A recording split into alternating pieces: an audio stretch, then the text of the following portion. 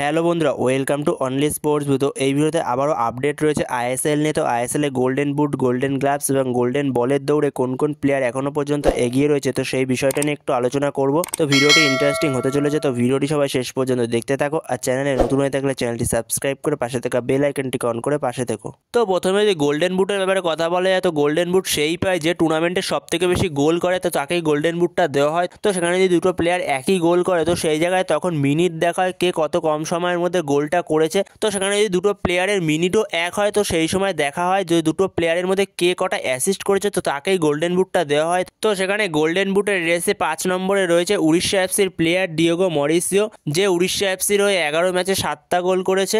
এই তালিকার 4 নম্বরে রয়েছে জেসুস জেমনিস, কেরালা ব্লাস্টার্স এফসির প্লেয়ার, যে 11 ম্যাচে গোল করেছে 8টা কেরালা ব্লাস্টার্স এফসির হয়ে।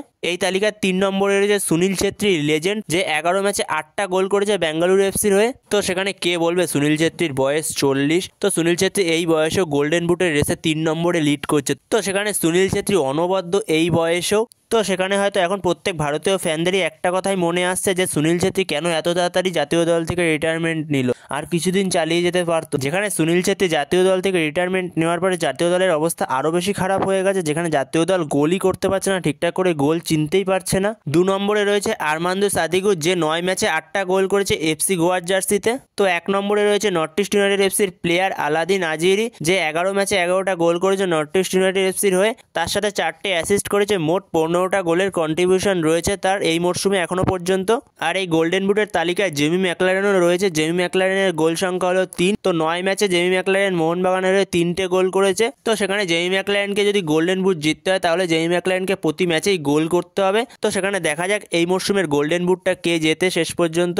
তো এরপরে যদি গোল্ডেন গ্লাভস নিয়ে কথা বলা যায়, তো গোল্ডেন গ্লাভস তাকেই দেওয়া হয় যে মরশুমে সব থেকে বেশি ক্লিন শিট রাখে, তো তাকেই গোল্ডেন গ্লাভস দেওয়া হয়। তো এখানেও যদি দুটো গোলকিপারের ক্লিন শিট সমান হয়, তো সেখানে তখন দেখা হয় কোন গোলকিপার কটা কম গোল খেয়েছে। তো সেখানে যদি সেটাও সমান হয়, তখন দেখা হয় কোন গোলকিপার কটা সেভ করেছে। তো সেই হিসেবেই গোল্ডেন গ্লাভসটা দেওয়া হয় সেই গোলকিপারকে। তো এই লিস্টের 3 নম্বরে রয়েছে 3জন প্লেয়ার, যাদের 3টে করে ক্লিন শিট রয়েছে 3জনেরই। যেখানে 5 নম্বরে রয়েছে মুম্বাই সিটি এফসির গোলকিপার পূর্বা লাচেম্পা, যে মুম্বাই সিটি এফসির হয়ে 10 ম্যাচে 3টে ক্লিন শিট রেখেছে। তো এরপরে 4 নম্বরে রয়েছে ইস্টবেঙ্গলের গোলকিপার প্রভসুকান সিং গিল, যে 7 ম্যাচে 3টে ক্লিন শিট রেখেছে ইস্টবেঙ্গলের হয়ে। তো এরপরে 3 নম্বরে রয়েছে এফসি গোয়ার গোলকিপার ঋত্বিক তিওয়ারি, যে 4 ম্যাচে 3টে ক্লিন শিট রেখেছে এফসি গোয়ার হয়ে। এরপরে 2 নম্বরে রয়েছে বেঙ্গালুরু এফসির গোলকিপার গুরপ্রীত সিং সান্ধু, যে বেঙ্গালুরু এফসির হয়ে 5টা ক্লিন শিট রেখেছে 11 ম্যাচে। তো এরপরে 1 নম্বরে রয়েছে ভিশাল কাইত, মোহনবাগানের গোলকিপার, যে মোহনবাগানের হয়ে 10 ম্যাচে 6টা ক্লিন শিট রেখেছে এখনো পর্যন্ত। তো এই হলো এখনো পর্যন্ত গোলকিপারদের লিস্ট, যারা গোল্ডেন গ্লাভসের দৌড়ে এগিয়ে রয়েছে এখনো পর্যন্ত।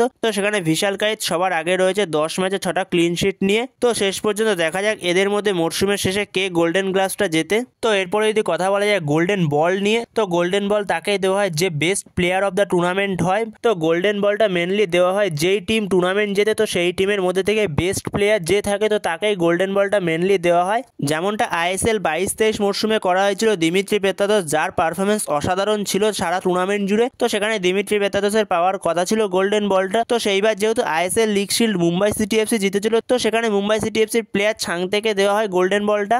তো তার পরের বার 23-24 মরশুমে, মানে আগের বার, তো সারা সিজন ধরে সেরা ফুটবলটা দিমিত্রি পেত্রাদোস খেলেছিল। তো সেই জায়গায় মোহনবাগান লিগ শিল্ড চ্যাম্পিয়ন হয়েছিল আগের বছর, তো সেখানে দিমিত্রি পেত্রাদোসকে গোল্ডেন বলটা দেওয়া হয় সে বছর। তো সেই জায়গায় আগের বছর দিমিত্রি পেত্রাদোসকে গোল্ডেন বলটা দেওয়া হয়। তো সেখানে এরকম করেই গোল্ডেন বলটা দেওয়া হয়। তো সেখানে গোল্ডেন বল সেই জিততে পারে যে সব থেকে বেশি অ্যাসিস্ট করে, যে সব থেকে বেশি চান্স ক্রিয়েট করে সারা টুর্নামেন্ট জুড়ে, আর তারপরে সে কটা গোল করেছে, তো সেই বুঝেই তাকে গোল্ডেন বলটা দেওয়া হয়। তো যেই টিম টুর্নামেন্ট জেতে, তো সেই টিম থেকে যেই প্লেয়ারটা বেস্ট পারফরমেন্স করেছে তাকেই গোল্ডেন বলটা দেওয়া হয়। তো গোল্ডেন বলের রেসে চেন্নাই এফসির প্লেয়ার কনর শিল্ডকে আমি 3 নম্বরে রাখি, যে 10 ম্যাচে 42টা চান্স ক্রিয়েট করেছে এবং 10 ম্যাচে 4টে অ্যাসিস্ট করেছে। তো সেখানে আমি কনর শিল্ডকে 3 নম্বরে রাখছি গোল্ডেন বলের রেসে। তো এই তালিকা 2 নম্বরে যাকে রাখছি তার নাম হচ্ছে Alaeddine Ajaraie, North East United এফসির প্লেয়ার, তো যে 11 ম্যাচে 19টা চান্স ক্রিয়েট করেছে এবং 11 ম্যাচে 11টা গোল করেছে এবং 11 ম্যাচে 4টে অ্যাসিস্ট করেছে। তো সেই জায়গায় তাকে আমি 2 নম্বরে রাখছি গোল্ডেন বলের রেসে। তো এরপরে 1 নম্বরে যাকে রাখবো তার নাম হচ্ছে গ্রেগ স্টুয়ার্ট, যে 8 ম্যাচে 20টা চান্স ক্রিয়েট করেছে মোহনবাগানের জন্য,